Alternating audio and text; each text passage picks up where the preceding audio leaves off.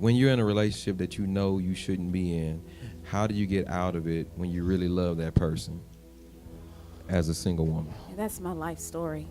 I mean, literally, that's my life story. I may have said this before. I was in you're saying relationships, because I really believe that's the downfall to most people in life. People turn to drugs because of relationships. People people go through so many self-inflicted things because of relationships. They look for relationships to define them. But for me, I was at that place in life. I had actually been in a relationship where I knew someone was completely toxic to me. I knew that we were not going in the same direction. It was awful. But yeah, I absolutely did love them. But you all know what? That sermon I talked about, I had to learn how to love myself more. I could not continue to love somebody that I knew was that was toxic to me. When you learn how to love yourself, you learn that love is not abuse. If I'm not going to hit myself or scar myself, why would I allow you to hit or scar me? If I'm not going to call myself out of my name, why would I subject myself to you calling me out of my name? Why would I subject myself to disrespect? What I can tell you is the problem with heartbreak and the problem with people that are in relationships, we are afraid to feel pain. I have said this before. Say that one more time. Let's make sure everybody paying attention to that statement. We are afraid to feel pain. For some reason, we believe that pain is so unbearable that it's just going to kill us. We feel that a heartbreak is just so bad that it's just going to hurt too much. I just can't do it. I just told my husband the other day, I had gone through something like almost 10 years ago. I laid down on the floor and had a full live tantrum. I screamed and cried and kicked. It was so bad, my little dog at the time came all over and looked at the side of the bed like, what is going on with this woman? I was in so much pain that my body, I was like a child having a tantrum by myself. And then I remember I sat up and leaned against the wall, still crying, just mad at everything, screaming out to God. And then I finally laid down and went to sleep. And I woke up the next morning and I said, wow, I lived. Pretty interesting. This was really, really painful last night. Last night hurt really, really, really, really bad. But God, I'm still here. Still here. So I learned that yes, it's painful, but I can live through my pain. And once I began to learn to live through my pain, I started realizing after a month went by, the pain loosened up a little bit. Then a few months went by, the pain started going away a little bit more. Then by the time a year came, I'm strong, and I'm looking at people like, dude, I wish I would deal with you. Not the girl who I just fought to become. So that's the thing. Stop being so afraid to hurt. It's a part of life. It's not going to kill you. And y'all just be like, oh, no. I was married to somebody that had 2 kids by 2 different women, publicly, completely embarrassed.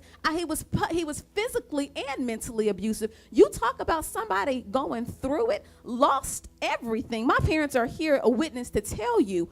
I'm not just talking about some little itty bitty ugly pain. I'm talking about the deep ugly pain, dropped down to like 90 pounds. Sister had to come fly into town to come see about me. Thought I possibly could be suicidal. I'm talking about, y'all, I went through it. Thought I lost my mind and had that moment, that breakdown on the floor. And then when I got up that morning, I said, this thing did not kill me. It didn't kill me. So that means if it didn't kill me, it didn't feel good to me, but it didn't kill me. So because it didn't kill me, guess what? There is a passion inside of me today that I can't tell you. If I would not have went through it back then, I would have never been able to tap into this passion and desire. You can often hear people talk, but it's a difference when you talk to somebody that's been through it. See, I can look at another woman and I can tell you can be hurting so bad, and I almost can feel your pain because I've lived it. So let's stop getting to the point where it's just going to hurt too bad. I can't leave him because if it just hurt too bad, I'm just going to stay. No, sit there in that pain. Sit in it. Sit, if y'all don't take nothing else, sit in your pain. One, you're going to find out some things about yourself. You're going to really, really find out like, wow, he's not going to put more on me than I can bear. One, you're really going to find out his strength is made perfect in my weakness. You're really going to start finding out some things about yourself when you have learned to sit in the pain, rather than looking back 10 years And now when you were 30, now you're 40 in a relationship you should have been out of a long time ago. Now you talk about not just sitting in some pain by yourself. Now you got to sit in the pain with them. It's easier to sit by yourself and leave them alone. Talking to somebody. And just deal with it. That pain is real. That pain hurts. I can promise you it's real painful. It hurt real bad. But it got a purpose behind it. Absolutely. And guess what? You get through it. You get through it. I would not have met my husband if I wouldn't have sat in my pain. I wouldn't even be the type of woman that you needed me to be for you if I wouldn't sat in my pain. Wow. I just would have been one of those wives sitting on the front row just clapping my hands in church. I wouldn't even been able to get up and talk to people because I hadn't experienced nothing to talk to anybody about. I sat in it. You better learn to sit in it. Yeah. Sit in it. Yeah, because when you sit in it, you know it when you see it when it's coming. Absolutely. Yeah, when you sit in it and get out of it, you can spot it from a mile away. When We it start live in coming a, into your y'all know the bad thing is we live in a generation where we can really get everything at our fingertips. So you want to know how somebody's doing, go get on their social media page. You want to eat something real quick, go put some food in the microwave. You want to go somewhere real fast, hop in your car and go. You want to call somebody, you miss them, you want to see their face, just go ahead and do it on FaceTime. We live in a generation of instant gratification. And that's why we don't want to sit in pain, because pain does not go away instantly. Yeah. Pain is something that you have to deal with. Fight, so what happens is you stay in a situation and you put a Band-Aid over it, and the pain is never, ever fixed. So now you take your broken self and then you go break somebody else. So that's why we've got to sit in that pain so that you can actually become an asset to the next relationship, because you realize, I didn't put a Band-Aid over this. I actually sat in this and I found out some things about myself. So once I found out some things about Tiffany, I was able to start the real healing process of why I even chose a man like this. Or I'm sitting in this, and now I know why I keep choosing women like this. Now I'm able to go out and make a real educated decision on my next relationship, because I know who I am, because I sat in the pain. Sitting in the pain has a purpose behind it, y'all. It's just not because it doesn't feel good. But that's the instant gratification of the world we live in. We want everything to be over and done with. You got to put in the work. Yeah. And I can't make you want it. Yeah. And the second thing, okay, let's get some steps to get out. You said sitting in the pain. And without a shadow of a doubt, you got to sit in it, because you start learning really how strong you really are. Right. When you start coming out. But it's one thing that I dealt with when I was in the broken place. I started coming out. The one thing that you will have to do once you sit in it and you say, all right, I can handle it, let's move, let's get this behind me. The first thing you got to do is forgive yourself. Forgive yourself. Because the enemy has a slick way of making you feel like that you ain't nothing, you will never be nothing, you can't get out of it, and you not this or you're not that. So forgiving yourself and forgiving the person is the highway into getting ownership for your life back in your hands. If I'm angry at somebody else, or if I'm angry with myself for what I've done, then if I'm angry with myself, then the anger has more control over me. If I can't release the next person, then that means if I can't forgive them, they're going on with another life and another person, and they controlling you, and they in Jackson Hole, Wyoming somewhere doing whatever they want to do, and you back down here in Houston locked up into the past of what happened because you won't release them and let them go. My God, my God, my God. So I have to release myself from the mistake that I made.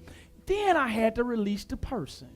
So we talking about the broken heart right now. Remember, you can't medicate a spiritual defect with a worldly mindset. So after I forgive, now I got to offer the Holy Spirit and His Word in to come put me back together again here. Are you with me? This is when you don't just read the Word, but you become the Word. Hear me, hear me. In my broken state, every single time. That's why I said it was the word I hid in my heart that I might not sin against you. Because in my broken state, every time the memory of what happened to me came attacking me, I had to go eat. Because that's the only place where the peace is at. That's the only place where the strength is at. That's the only place where vision for a new life is at. If you don't believe it, try it. Forgive yourself, forgive the person, then go heal. I promise you, every time the enemy bring you a thought that is not with the thought that you want to think, I promise you, you go to that word, this is what you're doing. You're pulling down strongholds. Because all the memory is, the unregenerated memory, all the replay is a stronghold that won't let your mind think in another direction. The thing that had a control in your mind, the thing that you was yoked up to, yokes are something that you are tied to and it's stronger than you and it won't let you go. Are you with me? So the replay is a yoke.